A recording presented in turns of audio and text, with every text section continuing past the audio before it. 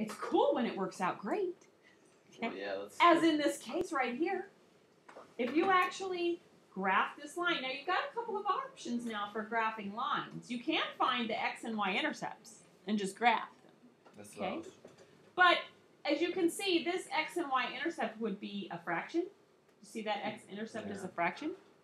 And you see this y intercept is actually a fraction. And this y intercept is actually going to be way down here somewhere, right? So, and because this point is so important, if I was off by a fraction, what's going to happen to that intersection? It'll be the wrong spot. It's going to be off a fraction too. And I might get a fraction. That's what's so freaky about these, is I could actually graph my lines real pretty and still end up with that as my solution. Well, what is my solution? What is that point right there? What is it? It's like -1 something Something. and -1 something. And positive 1 something. Or yeah. Right? But I don't know if it's a 5th or a 6th or a 7th or a 20th. I don't know. So sometimes graphing doesn't work. But if they cross at an intersection, they're beautiful. And they're really easy to do. So we'll look at this one real quick.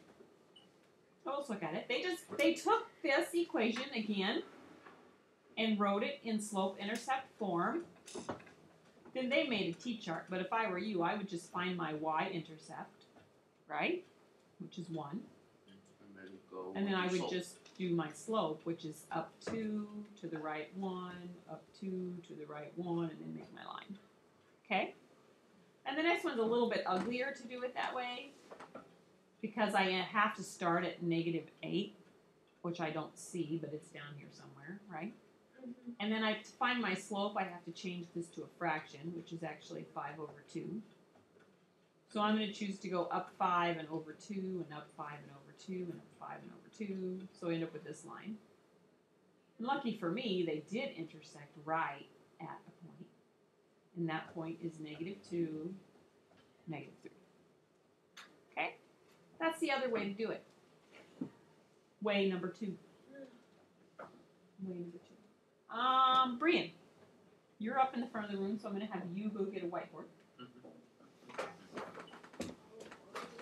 And you are going to be you're going to be my grapher. Okay, we're going to help you. Can I sit down? Well, sure. Absolutely not. You just have to show us what it looks like when you're done.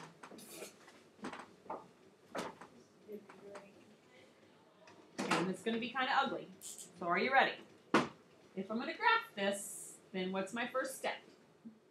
Find your y-intercept.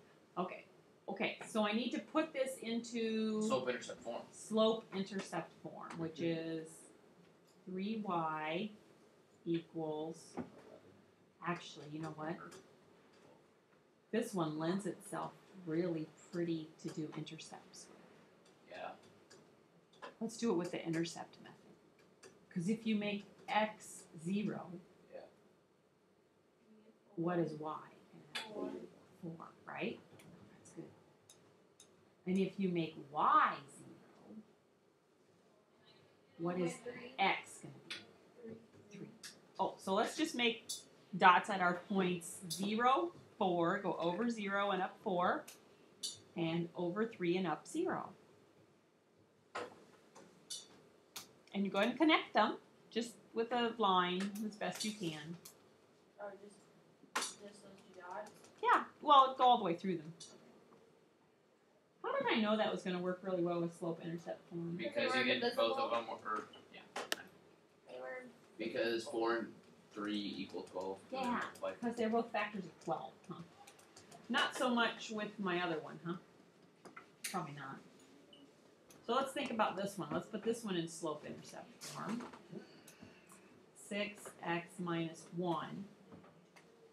Did I do that right so far? Yeah. Divided by 4, divided by 4, divided by 4. So you get 3 over 2. So I get y equals 3 over 2x minus 1/4. So, Brian, you're going to have to be really careful When you go down minus 1/4, you're about right here. Right? And from there, you're going to have to rise 3. So you're still going to be at 1/4, another 1/4, and a 1/4. So, you got to be kind of careful when you do that. Go to 4th. You'd be at 1/4, 1/4, 1/4, right? And then over 2. So what is that? Like, Somewhere like that. You're not even on an intersection, are you? so do you go past 2 or past 1? No. You go over 2. So here's your line for 1. No, make your 1 point. Here's your line for 2. So you're at negative 1/4. And you go over 2 and up 3. You go up 3 Over and over 2. So you'd kind of be like just below a line. Yeah. Right? And you go through there. So already the graphing method 2 is really freaking hard. sucks too, doesn't it? Yes. It's not the greatest method in the world.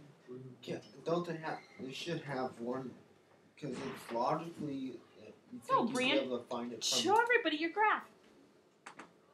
Do they intersect at a point? No, they're below a point. Oh, you're kidding. Can I name that point? And between 2. Well, 1 point is. Wow. Really interesting. Mine says the point should be 1.5, 2. Did you go over 1.5 and up 2? It's closer to 2 part, but 1.5 is further over than it should be. So graphing method is not that great, is it? No. Actually, the make a table method's more accurate, isn't it, Yeah. than the graphing. All right. Well, luckily we have 2 more methods in order to get this figured out.